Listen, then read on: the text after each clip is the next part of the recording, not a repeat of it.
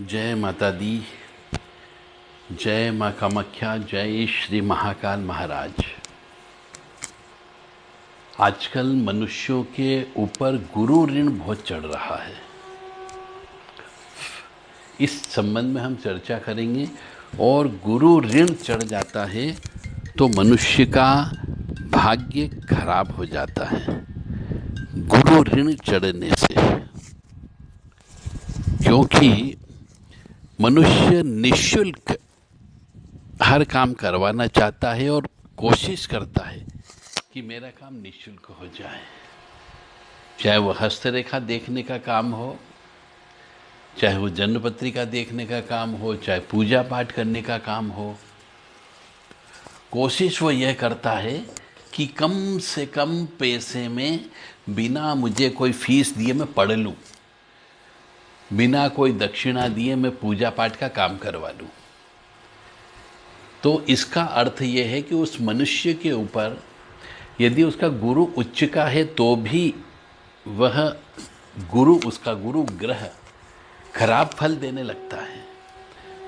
फिर वो कहता कि साहब मैं पढ़ता हूँ तो याद नहीं रहता है, मेरे हर काम में रुकावटें उत्पन्न हो रही है, या कोई भी काम करने जाता हूँ तो दिमाग काम नहीं करता है, घर से बाहर निकलने की इच्छा नहीं होती है।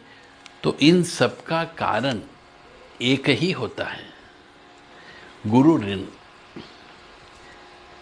किसी जगह भंडारा चल रहा तो भंडारे में भोजन कर लेगा, कहीं फ्री में खाना मिल रहा तो खाना लेकर के खा लेगा। तो इस तरीके से किसी गुरुद्वारे का, किसी मंदिर का, किसी भंडारे का भोजन करना भी गुरु ऋण कहलाता है। मंदिर में गए, खाली हाथ चले गए, वहाँ से प्रसाद लेकर के आगे, कोई फल दे दिया वो लेकर के आ गए, तो गुरु ऋण चढ़ गया उससे भी आपका। इससे आपका गुरु खराब हो जाता है। इसीलिए किसी भी गुरु से फ्री में कभी सलाह नहीं लेना चाहिए। आप डॉक्टर के पास जाते हो, फीस देते हो, इंजीनियर के पास जाते हो, फीस देते हो, आर्किटेक्ट के पास जाते हो, फीस देते हो। जब आप हर चीज़ की कंसल्टेंसी लेते हैं, वकील के पास जाते हो तो फीस देते हो। तो एक गुरु ही ऐसा, या पंडित ही ऐसा, या मंदिर में सेवा करने वाला पुजारी ऐसा जिससे आप फ्री में पूजा करवाना चाहते हो, फ्री में जन्मपत्री चेक करवाना चाहते हो, फ्री में सलाह देने चाहते हो। और यदि पैसे मांग ले तो उससे बोलते कि धर्म का काम करो, फ्री में काम करो।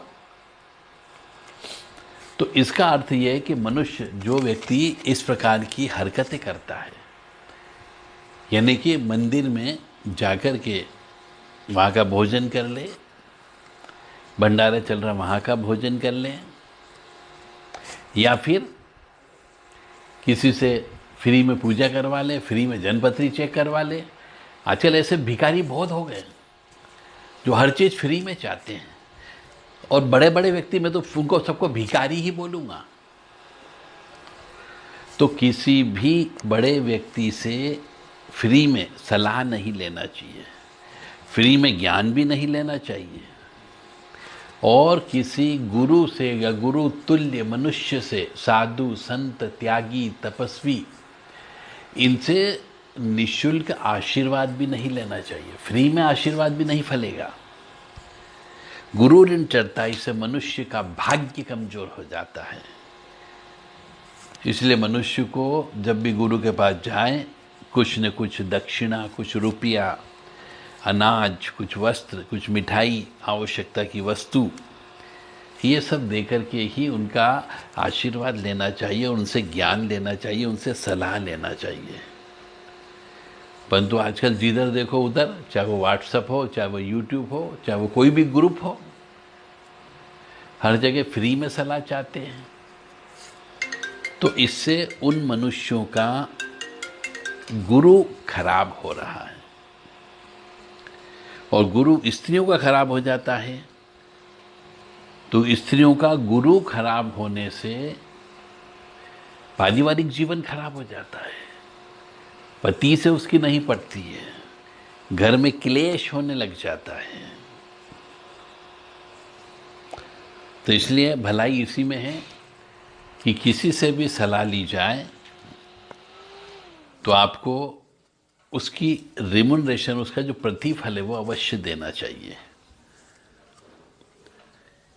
फिर गुरु के बारे में बोला गया है। एक प्रश्न है यहाँ पर, इस पर मैंने पहले बोला भी था कि विवाहिता स्त्री को गुरु करना चाहिए या नहीं करना चाहिए। इस बारे में शास्त्र क्या बोलता है ये बताया जाए तो चलते हैं। पति प्रतिकूल जन्म जह जाई, विधवा होय पाई तरुणाई। ये लिखा हुआ है। गुरु अग्नि द्विजार नीता वर्णा नाम ब्रह्मणो गुरु, पति रे को गुरु स्त्रीणाम सर्वस्याम्य गतो गुरु। ये पद्म पुराण में लिखा हुआ है। इसका अर्थ ये है कि अग्नि जो है वह ब्राह्मणों का गुरु है और अन्य वर्णों का ब्राह्मण गुरु है। एकमात्र उसका पति ही स्त्रियों का गुरु है तथा अतिथि जो होता है वह सबका गुरु होता है। ये शास्त्र की बात कर रहे हैं हम। ब्रह्मवैवर्तम पुराण में लिखा हुआ है, पतिर्बंधु गतिर्भर्ता देवतम गुरुरेव च, सर्वस्याच परः स्वामी न गुरु स्वामी न पर। इसका अर्थ ये है, मतलब जो भाषा दी गई हो वेद की भाषा है, तो स्त्रियों का सच्चा बंधु पति होता है। इसका अर्थ ये होता है पति ही उसकी गति है, पति ही उसका एकमात्र देवता है और पति ही उसका स्वामी है और स्वामी के ऊपर उसका कोई गुरु नहीं है। तो ऐसा काशी खंड में भी बताया गया है, श्रीमद् भागवत महापुराण में भी लिखा है, रामचरितमानस में भी बताया गया है और अन्य हमारे जो पुराण हैं उन सब में लिखा गया है कि स्त्री का धर्म क्या बोलता है। और स्त्री के बारे में सब पुराण में कहीं न कहीं बताया गया है। स्त्री के बारे में बहुत सारी चीजें दी गई है और विशेष तौर से हमारे रामायण जी में तो विशेष तौर से बताई गई है, क्योंकि सीता विवाह जब हुआ था उस समय भी सीता जी को भी ज्ञान दिया था उनकी माता जी ने। तो वेदों में, पुराणों में, भागवतों में, आदि शास्त्रों में स्त्रियों को बाहर का गुरु न करने के लिए कहा गया है कि बाहर का गुरु नहीं करना है। जो उपरोक्त जो मैंने श्लोक बोले और भी जगह है, बहुत सारी जगह लिखा हुआ है, सब जगह यही अर्थ का अर्थ यही निकलता है। और आज की इस कलयुग की नारी बाहर के गुरुओं के पीछे पागल है।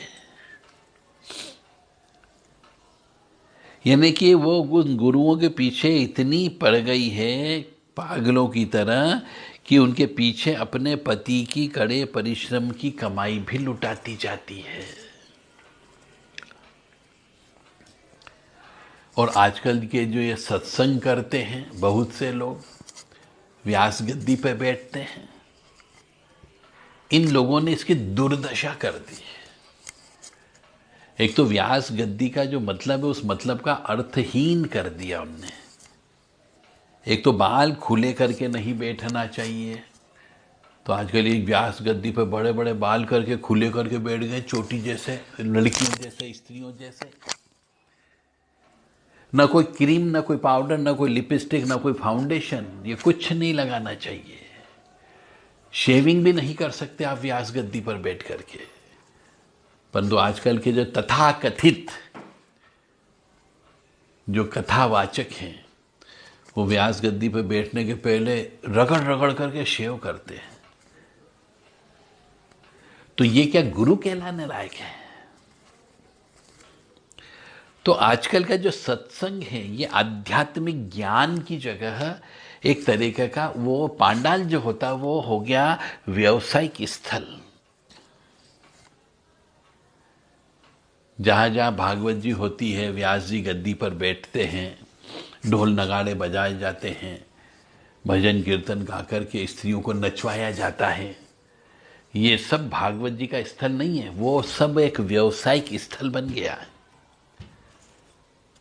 ऐसे लोगों का मनुष्यों के द्वारा हिंदू धर्म के जो तथाकथित ठेकेदार बैठे हुए हैं ना, उनको इसको रोकना चाहिए, बहिष्कार करना चाहिए। परंतु उल्टा वो तो महिलाओं को लेकर के आते हैं।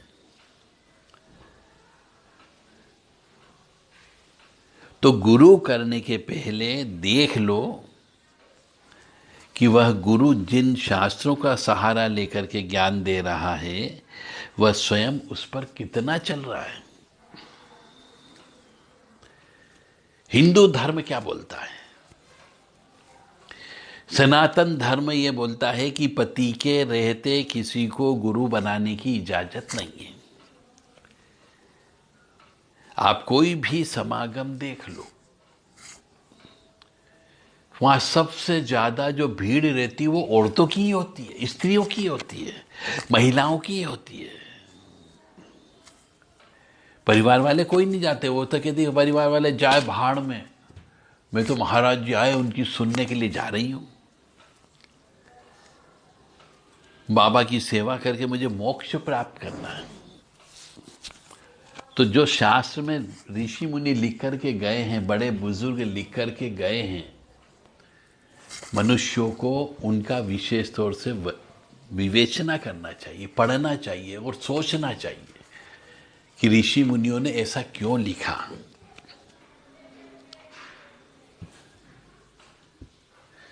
और गुरु दीक्षा लेती है, मंत्र उल्टे सीधे दे देते हैं, अपने डेवलप किए हुए मंत्र दे देते हैं, तो वो भी गलत। उससे भी गुरु आपका और खराब हो जाता है। और मनुष्य को अपने इष्ट का चयन अपनी जन्म पत्रिका देख करके बनाना चाहिए, उन्हीं का मंत्र अपने गुरु से लेना चाहिए। तो गुरु को ये ज्ञान होना चाहिए पहले कि मैं जिसको दीक्षा दे रहा हूं उसका पिछले जन्म के कर्म के अनुसार कौन उसका मालिक है, किसकी ये पूजा करके आया। उसका मंत्र दोगे, उसकी शिक्षा दोगे, उसका ज्ञान दोगे उस शिष्य को, तो वो आगे प्रगति करता है, अन्यथा प्रगति नहीं करता, वो रोते रहता है जिंदगी भर। क्योंकि पिछले जन्म में जिस शक्ति को आपने माता पिता बना के आए हो, अपने माई बाप बना करके आए हो, इस जन्म में पैदा हो गए तो आप उनको छोड़ दोगे तो क्या वो आपको छोड़ेंगे? नहीं छोड़ सकते। तो अपने इष्ट का चयन हमारे पिछले जन्म के कर्म के अनुसार करना चाहिए। यानी हमारी बचपन से जिस शक्ति के प्रति अगाध विश्वास हो, सपने में दिखती हो, कई बार हम परेशानी में रहते तो अचानक हमारे मुंह से केवल उन्हीं का ही नाम निकलता हो, तो समझ जाओ वही हमारे इष्ट हैं। क्योंकि हमारे जेहन में, हमारी आत्मा में केवल वो ही रच बसा है जिसका अचानक हमें आवाज निकलती है किसी कष्ट के आने पर।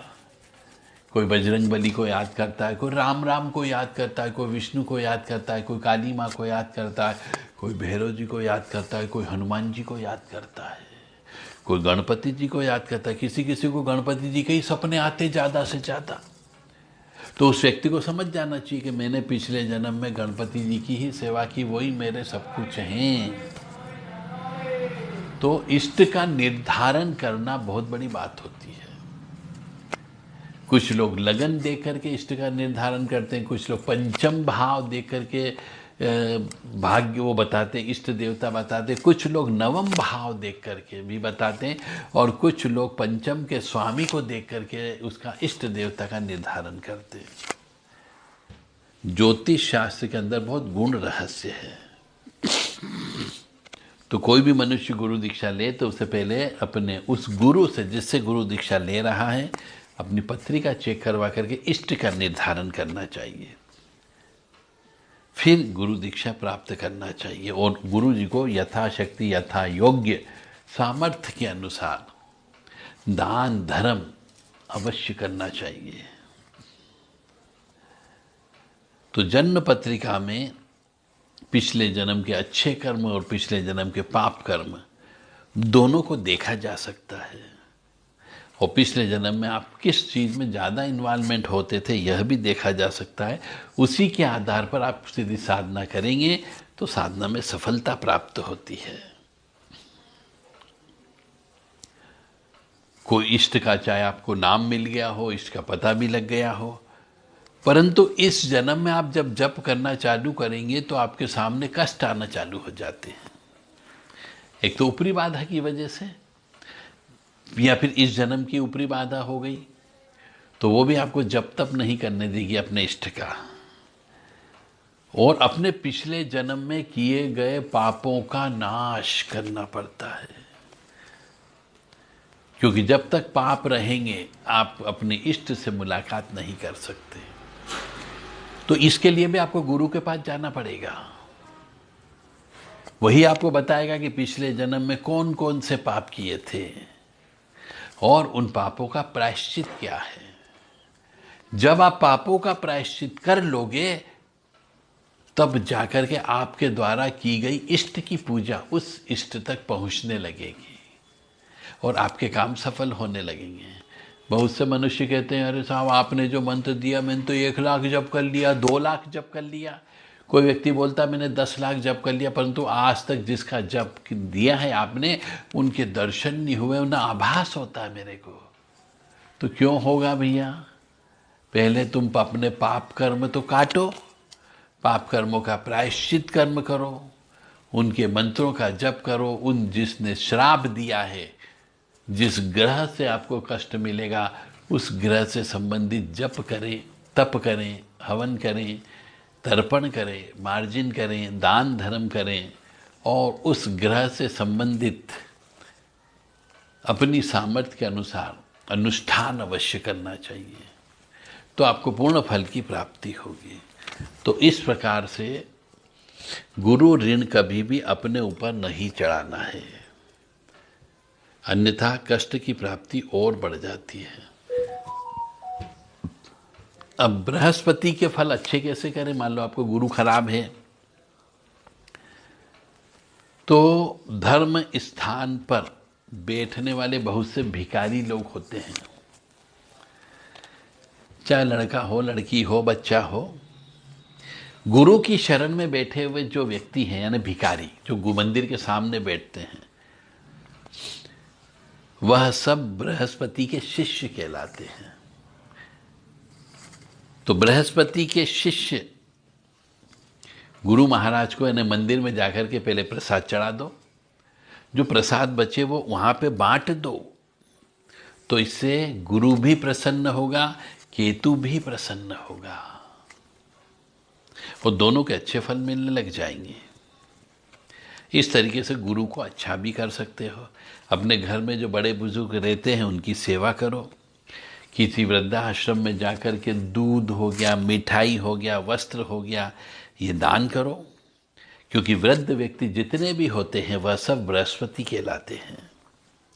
और मीठा बांटने का मतलब है मंगल को बढ़ाना, और दूध चंद्र है, इसलिए दूध मिठाई यानी कि मावे की मिठाई खिलाना चाहिए। तो जब चंद्र मंगल की युक्ति होती है तो इसे भी लक्ष्मी योग कहा जाता है। गुरु तो एक साधु है, बृहस्पति साधु का रूप है, और साधु हमेशा संतोषी होता है।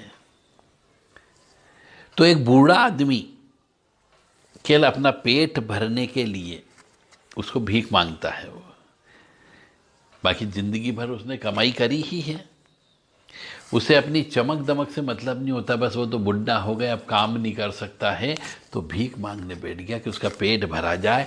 तो अनाज, अन्न, बना हुआ अन्न उनको बांट करके आए, उनको ऐसा अनाज बनाए कि वो खुद खा ले ताज़ा ताज़ा। तो इससे चंद्रमा भी प्रसन्न होगा, मंगल भी प्रसन्न होगा, गुरु भी प्रसन्न होगा और बुध भी प्रसन्न होगा। एक क्रिया करने से आपकी, यानी कि किसी वृद्ध व्यक्ति जो भिखारी होते हैं मंदिर के सामने बैठे हुए, क्योंकि मंदिर गुरु का घर होता है, तो पहले मिठाई को भगवान को चढ़ा करके फिर जो बची हुई मिठाई है वह वृद्ध व्यक्तियों में बांटो। मीठी मिठाई होनी चाहिए और दूध मिठाई होनी चाहिए। इससे बृहस्पति को आप ठीक कर सकते हो। जय माता दी, जय माँ कामाख्या, जय श्री महाकाल महाराज। तो इस तरीके से आप गुरु ऋण उतार सकते हो। तो मेरी आप सबसे विनम्र निवेदन है कि कभी भी किसी भी ब्राह्मण से जो मंदिर में पूजा करता है उससे फ्री में आशीर्वाद मत लीजिए, फ्री में पत्रिका चेक मत करवाइए, फ्री में उससे कोई सलाह मत लीजिए। कुछ न कुछ दे कर के ही आपको सलाह लेना है।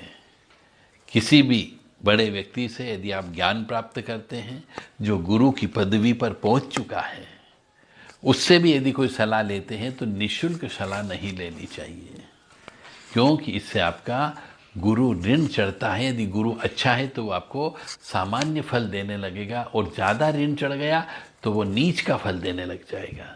आप सोचोगे अरे मेरा तो गुरु बहुत अच्छा है, मेरे को गुरु कष्ट नहीं देगा, पर ऐसा नहीं, अच्छा गुरु को भी आप खराब कर दोगे।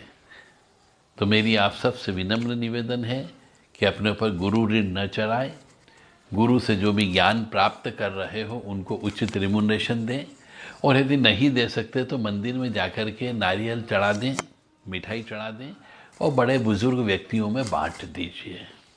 जय माता दी, जय माँ कामाख्या, जय श्री महाकाल महाराज।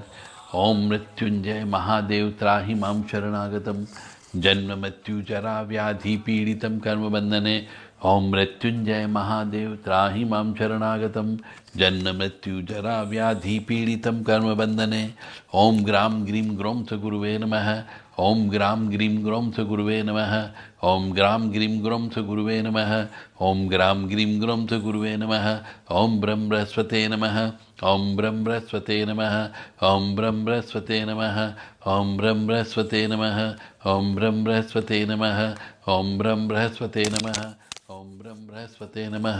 ओम ब्रह्म बृहस्पते नमः। ओम ब्रह्म बृहस्पते नमः। ओम ब्रह्म बृहस्पते नमः। ओम ब्रह्म बृहस्पते नमः। ओम अखंड मंडलाकारं व्याप्त येन चराचरं तत्पर्शितं येन तस्मै श्री गुरुवे नमः। ओम परम तत्वाय नारायणाय गुरुभ्यो नमः। ओम परम तत्वाय नारायणाय गुरुभ्यो नमः।